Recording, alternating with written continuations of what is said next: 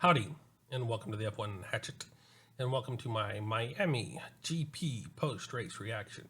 What was your thoughts on this GP race? I have to say, after that, really crazy wet weather condition sprint race yesterday, I wasn't sure how this race was going to, hold up to that. If it was going to be more of a dull race, because generally we don't see a super amount of action here. And I was kind of worried about that. But I have to say that first half of this race was really on the edge of my seat, watching those front runners try to battle each other out for that lead and try to get by Max with Oscar and Lando, fighting that area, seeing if when they could get by Max. And then the second half of the race just kind of lagged out. We're going from nose to tail, pretty much around this track, in that DRS zone kind of issue where they were just kind of like in a line just going around the track. I mean, he had a few passes here and there, but most of the time it wasn't a whole lot going on. And I think mainly that was kind of due to, those VSCs coming out, giving people the chance to pit under the VSC, eliminating some of those on-track actions that you may have seen with George Russell falling back into the clutches of Max Verstappen. And, of course, the two McLarens way up front probably wouldn't have gotten caught, but they would have been a little bit closer to the rest of the field. And so you might have had a little bit more action there as well. But as I said, the first half of this race was awesome. I loved it. Then you have to tailor that with the second half, which was kind of boring in my case. So I'd have to probably give it probably an average score, maybe a little bit above average, because of that first half was really good. So maybe a 6 or a 7 out of 10. If it had carried out the whole way, it would have been an awesome, 9 out of 10 or 10 out of 10. But unfortunately, it kind of tailored off. And then you had nice big long gaps to the front runners. And so you didn't actually have any worry about that. And so you're just kind of worrying about those midfield actions that you didn't see quite as much of as I would have liked. So like normal, I go from the back of the pack to the front of the pack, going through each driver, telling you what I think they did and what happened to them if I know what happened to them. So I'll give you a little bit of insight into each of those drivers. So I will start off with the back of the pack like normal with Jack Doohan, who started off in 14th and ended up in 20th with a DNF. He had contact with Lawson on that first lap, causing a puncture that made him retire that car on the very first lap. Now that contact also caused a virtual safety car that came out on lap 2 and went to lap 3 as he was coming back into those pits. And that brings us to that 19th position where Oliver Behrman ended up with. He started off in 19th and ended up in 19th. He gained 3 spots on the very first lap, so he had a really good start, did a really good job. But unfortunately, his PSU had some issues and kind of stopped on track on lap 29, causing the second virtual safety car as he pulled off to the edge of the track. So unfortunately, he didn't get to shine how well he was doing. So hopefully he can, pick it up again next race. So along with Jack Doohan, I think hopefully they can both kind of come together and really shine as they kind of had a little bit of falter this race. So that gives us to Gabriel Bortoleto, who started off in 13th, was a really good qualifying session and made it all the way up into that running for the first time. So he started off in 13th, was really good to see. Unfortunately, he ended up in 18th because he also had a PSU issue that caused some issues on around lap 30. So he did a one-stop pit stop strategy, stopping on lap 20, switching from mediums to set of hards. As I said, then he started having some PSU issues around lap 30, causing him to stop on track on lap 33, pulling out another virtual safety car. So that's our third virtual safety car that we came into this with.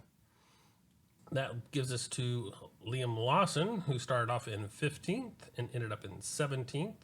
He lost 4 spots in the first lap, so he had a bad start. Having that contact with Doohan, didn't help him and kind of falling back into that pack. He had a one-stop pit stop strategy, stopping on lap 29, switching from a set of hards to a set of mediums. As I said, he had contact with Doohan on lap 1, which caused that first virtual safety car. He did pass Bortoleto on lap 32 for 17th position, and then he retired his car on lap 38 due to the damage overall, and they decided it wasn't worth carrying forward in that Racing Bull. So he ended up retiring. So hopefully he can get another shot in the next race to see if he can prove himself. But unfortunately, this is kind of stringing together a line of instances for Lawson that doesn't look so good, where he's giving himself some penalties and some incidences, pushing that car out of contention. So hopefully he can work all of that out and not really get pushed out of that team as well. Then we come to Lance Stroll, who's the first person to actually, or the last person to actually complete the race without being a DNF. So he started off in 18th and then made it all the way up to 16th. That Aston Martin did not look good at all in this circuit. They were really struggling for him and his teammate. So it was kind of bad to see him tailing through around this course fairly far behind the rest of the field. He did gain 3 spots in the first lap, so he did a really good job there. And he had a one-stop pit stop strategy, stopping on lap 21 from a set of mediums to a set of hards. Fernando Alonso, his teammate, starting off in 17th and ended up in 15th. He had a one-stop strategy as well, stopping on lap 29, switching from a set of hards to a set of mediums. He did pass his teammate on lap 30 for that 16th position. Besides that, it was a fairly bad, quiet day for those two Aston Martins, kind of trailing the field quite a bit, so they have a little bit of work to do, trying to figure out where that Aston Martin is. Hopefully they can figure that out in the next couple of races. I think there's going to be a bunch of updates for a lot of teams on this next race, so hopefully those will kind of trickle in and give Aston Martin a little bit more edge, where they can be a little bit more competitive. Then we come to Nico Hulkenberg, who started off in 16th and ended up in 14th. He gained 2 spots in the first lap, and he had a one-stop pit stop strategy, stopping on lap 37, so quite a little farther in the race, switching from a set of hards to a set of mediums. This was looking fairly decent for Nico Hulkenberg in that stake kick Sauber car in this running, getting closer to those point ranges, but not quite where he needed to be. Hopefully he can figure out where to get some extra points for that Sauber team in the future before they switch over to Audi. Then we come to Pierre Gasly, who started off in 20th in the pit lane because of some changes that they made, and ended up in 13th. He did gain 2 spots in the very first lap, so decent running there. Had a one-stop strategy, stopping on lap 33, switching from a set of hards to a set of mediums. I didn't see him a whole lot in this race, so I don't know what else happened to him. Kind of trailing around in the back. It's kind of bad for him. I know he's kind of been up there closer to the front runnings for the last couple of races, so hopefully he can make his way back up there in the next race. Can show some contention and some pressure on those back runners. Then we come to Esteban Ocon, who started off in 9th and ended up in 12th. He did lose a spot at the very first lap, so not the greatest start, but of course he's up there a little bit out of his realm in that 9th spot. Really good, qualifying session for him, and unfortunately he couldn't hold on to that and drop back out of the points, so that Haas couldn't gain that point. And since they lost the point from that sprint race, they come out of this weekend with pointless. So that's a kind of a downer for the Haas team, but they did a fairly good job in this running. I think they just didn't quite have the car behind them in this kind of track configuration. So hopefully they can kind of dig in and figure out how to tweak that car to the likings of the next race a little bit better and be able to be more competitive and potentially get some more points. Then we come to Isaac Hydjar, who started off in 11th and ended up in 11th. He did a one-stop pit strategy, stopping on lap 23, switching from a set of mediums to a set of hards. And he just missed out on that 10th spot, passing Yuki Tsunoda from that 5-second penalty that Yuki had by 0.2 of a second. So if he could have gotten a little bit closer to him on that very last lap, he could have made it up into the points, which should have been good to see. Unfortunately, he fell back those 0.2 and was just outside the point range. But otherwise, he did a decent job in that Racing Bull, kind of showing up where Lawson should be instead of where he's ended up lately. So if he can continue doing that, I think he's going to learn throughout the season and really prove what he can do, if not the end of the season, by next season as well, really showing what he can end up with. This gets us to the top 10. where we find Yuki Tsunoda in that 10th position, as kind of mentioned earlier with Isaac Kaijar. He had a 1-spot gain on that first lap. He had a 1-stop strategy, stopping on lap 28, switching from mediums to a set of hards. Unfortunately, he gave himself a 5-second penalty by speeding in the pit lane, really having to give him a little bit extra work and trying to get that gap between him and Isaac Kaijar near the end, which he did by 0.2 of a second. So he's able to maintain that 10th position and gain that extra point. I know it's not quite where Yuki wanted to be, but I think he's slowly making progress, fitting into that Red Bull team, trying to figure out where that is. So I think overall, I think he's doing a good job, even though it may not look like it quite right now. I think he's getting better, and hopefully he can move up in the next few races to really show what he can do in that Red Bull and really put some pressure on those around him. This gives us to Carlos Sainz, who started off in 6th and ended up in 9th. He lost a spot on the very first lap, so not the greatest start for him. He did a 1-stop, stopping on lap 18, switching from a set of mediums to a set of hards. He passed Albon for 6th on lap 5, and he passed Charles Leclerc on lap 31 for 7th. And at the very end, he was having a really good push against Hamilton to try to get that last position in the 6th. Unfortunately, he didn't gain that. He kind of put a lunge far back and kind of had some contact with Lewis on that very last lap, which is kind of interesting to see. Kind of out of character for, I think, Carlos. But overall, it was kind of a little bit more action for the end of the race, so that was kind of cool to see.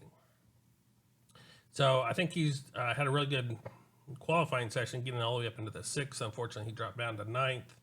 I think some of that was where the safety car was coming out. Sorry, not safety. The virtual safety car was coming out and ending. So it kind of gave him that ability to not quite have the gap he needed with the Ferraris, and got past when that safety car went to green on that straightaway when he wasn't quite ready for that in the regard. Getting him back behind Lewis, which then he had to struggle again to see if he could get by, which he was not able to do. So overall, it was kind of some bad luck on Carlos's side, where it didn't quite plan out the way he wanted it to. But still, he got into the points, which is good to see him making progress in that Williams. And I think we'll see more progress as we go throughout this season, as he gets more familiar with that team and how that team operates and how he can tweak that car to his liking. Then we come to Lewis Hamilton, who started off in 12th and ended in 8th. He had a 1-stop strategy, stopping on lap 29, switching from a set of hards to a set of mediums. He passed Isaac Kaijar for 11th on lap 4, passed Ocon for 10th on lap 23, passed Hulkenberg for 9th on lap 31, passed Sainz for 8th on lap 34. He swapped positions with Charles Leclerc on lap 39 for that 7th position. Couldn't quite gain the momentum at that point in time and had to get swapped back on lap 53, falling him back into that 8th position. Now, I think if Ferrari would have clued in a little bit quicker on getting them swapped, he may have had a better chance of getting away from his teammate on those set of medium tires, but I think they held him back a little bit too long behind his teammate. So that tire kind of wore off and lost its presence. So I'm not sure if he would have kept that position ahead of his teammate by the end or not, but it would have given him a little bit better chance of trying to put some extra pressure on Kimi Antonelli that was ahead of them. Unfortunately, that didn't happen. So when they were coming out, they were gaining some ground, but it wasn't near enough ground to really warrant the swap. So they had to swap him back to maintain that, racing positions that they had before. So there's some controversy there. And of course, the Ferraris weren't looking very good this race or this weekend either. So they'll have to do some work before they hit more of their home race, in a couple of weeks. So we'll have to see how that plays out and see if they can do anything there. Then we come to his teammate, Charles Leclerc, who started off in 8th and ended up in 7th. He had a 1-stop, stopping on lap 30th for a set of hards, switching from a set of mediums. So he had the opposite, strategy as his teammate Lewis. He passed Sainz for 7th on lap 34, swapped positions with Lewis on lap 39 for 8th, and then it was swapped back to that 7th position on lap 53. Otherwise, he had a kind of a boring race in regard. As I said, that Ferrari really wasn't quite where it needed to be. It was kind of lagging behind a little bit, starting to gain ground near the end of the race, but not near fast enough to put any kind of true pressure on Kimi Antonelli for that 6th position. So we'll have to see how they do again in the next race when they're more home race.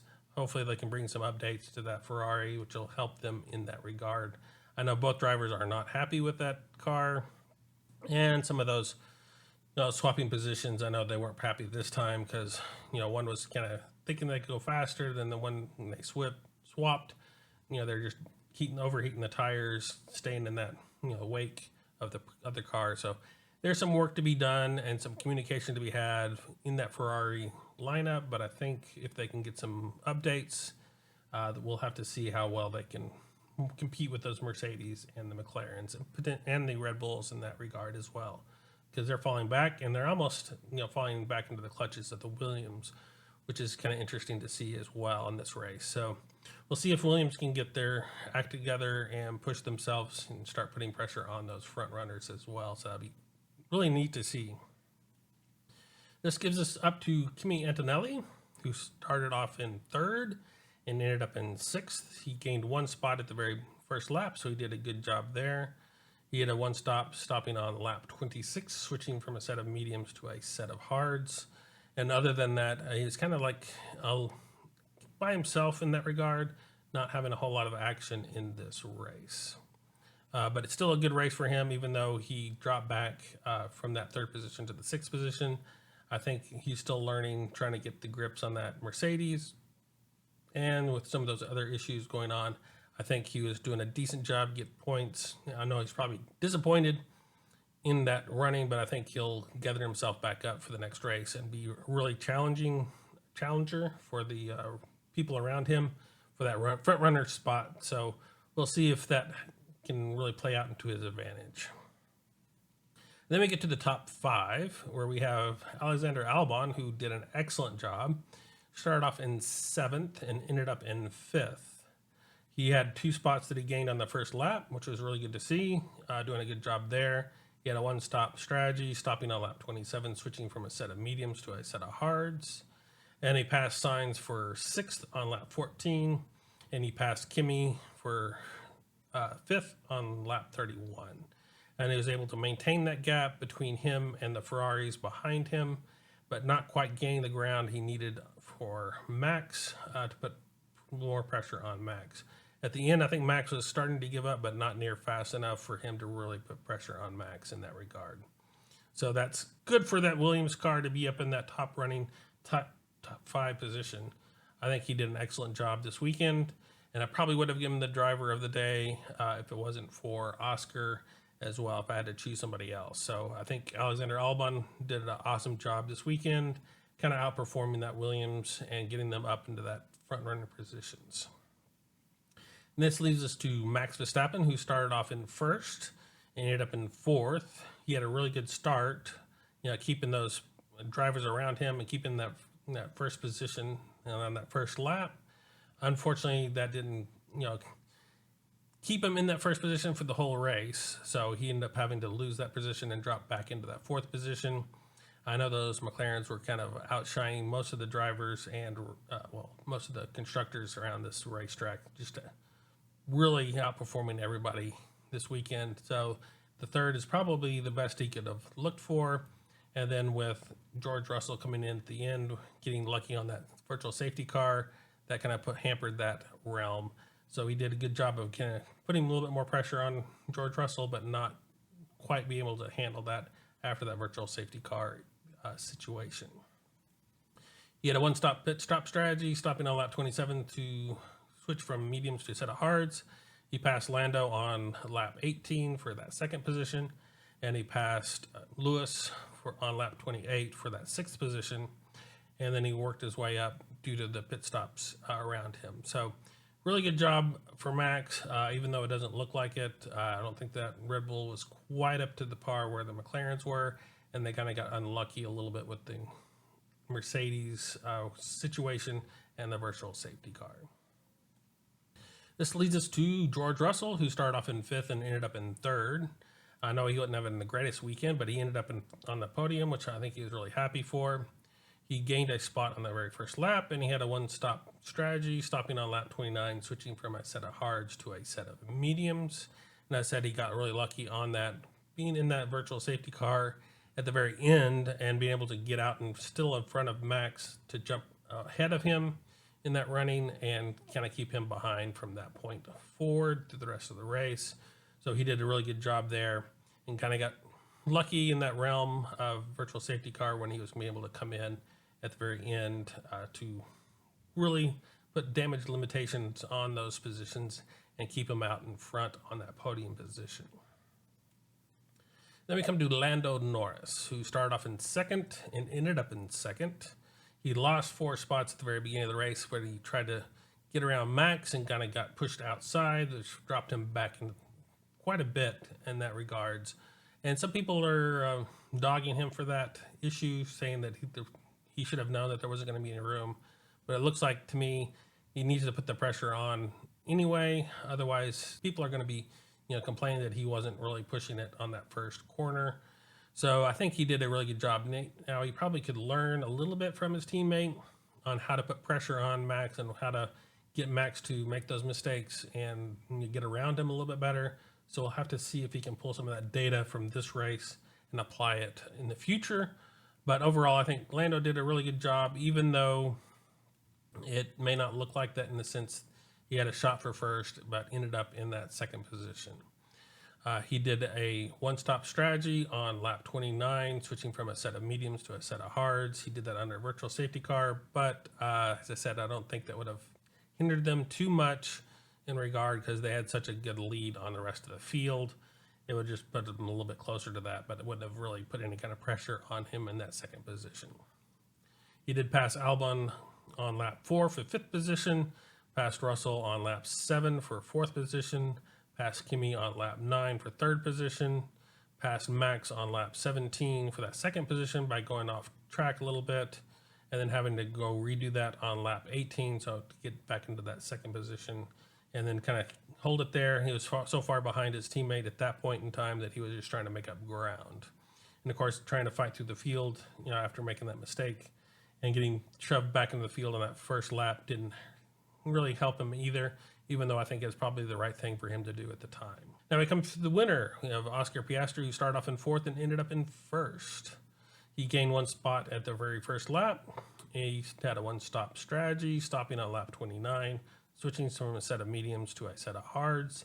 Again, that was under the virtual safety car, but he had such a lead, even over his teammate, that I don't think that would have really hurt him terribly much in regards to his teammate, unless they had one got the virtual safety car and the other one didn't.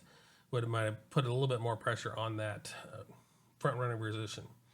But fortunately for them, they didn't have to worry about that in that regard. They didn't have to worry about the contact for that. He did pass Kimi on lap 4 for 2nd position, and he passed Max Verstappen on lap 14 for that 1st position. And he had a really good race. I said he kind of stayed out of trouble, kind of went through his realms, and I like the little bet that he made, having to do a jig, and really wasn't prepared to do that. It was like, I'm starting off in 4th, I'm not going to have to worry about that. And then going around on that, next to the last lap and realizing, oh great, I got to perform this jig because I made this bet, and trying to figure out how to do that at the very end, which is kind of cool to see him, get out a little bit of his character, get a little bit more of an emotion that he don't normally see out of Oscar Piastri. And so this gives us to kind of our race recap here. So on lap 1, we had Lando going for it and lost 4 places in that first corner, kind of putting in all the big tension for us and all the excitement for that point forward until he got kind of back into that 2nd position where he couldn't do much else. We also saw the contact between Doohan and Lawson on that very first lap, causing that very first virtual safety car. It went to lap 2. Went from lap 2 to lap 3. And then my normal check-in spots for lap 5, we had a 1.1 second gap from Max Verstappen in 1st, over Oscar Piastri. By lap 10, we had a 0.2, so a 0.2 second lead from Max over Oscar. So Oscar was really putting a lot of pressure on Max at that point in time. And then by lap 15, we had a 3.5 second gap between Oscar and Max. By lap 25, it was an 8.7 second lead for Oscar over Lando Norris. And then we had a virtual safety car that came up on lap 29 that went for about a lap due to Behrman's PSU unit making him stop on the side of the track. And then we had another virtual safety car coming out on lap 33 that went to lap 34 due to Morletto's PSU stopping him on track. So we had a couple of virtual safety cars in that, and that's where a lot of the people pitted under that virtual safety car, which kind of negated some of the pit stop strategy issues.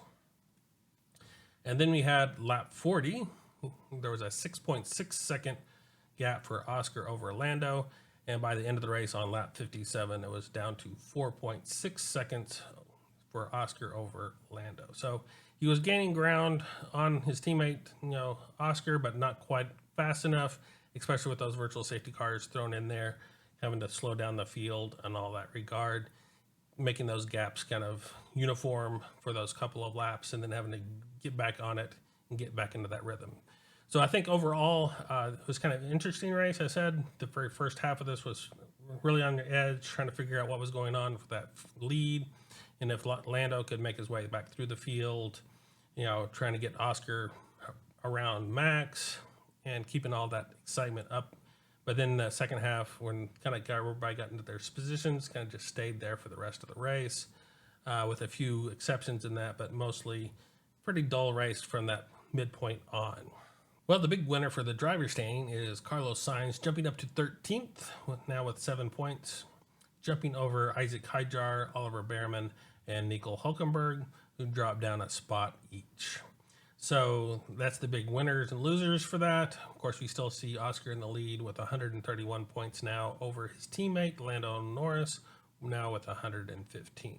The interesting thing here is that George Russell now has 93 points, so he's on the verge of passing Max Verstappen for that third position. So that's kind of interesting to see in that regard. And of course, Lewis Hamilton and Kimi Antonelli kind of getting that gap there as well. So we'll have to see how that plays out. And for the constructor standings, does anything change? No, we still have Kick Sauber in with 6 points in the very back, with Alpine in 9th with 7, Racing Bulls in 8th with 8 points, Aston Martin in 7th with 14 points, Haas in 6th with 20 points. And then we start getting the point, runners for this race. We have Williams jumping up to 37 points, but still remaining in 5th. Ferrari in 4th with 94 points. Red Bull now with 105. Mercedes gaining a little bit, but still in that 141 marker, ahead of Red Bull, but falling farther behind on the McLarens, now with 246. So what is coming up next? We have Emilia Romagna, or Imola, on May 18th, starting off a triple header, if I'm not mistaken. And this was first introduced in 1980. It has a length of 3.05 miles. We'll have 63 laps being run for the GP race for a total race distance of 192.034 miles. The lap record holder is Lewis Hamilton in 2020 with 1 minute 29.708 seconds. So until then, I will see you on the grid, and farewell.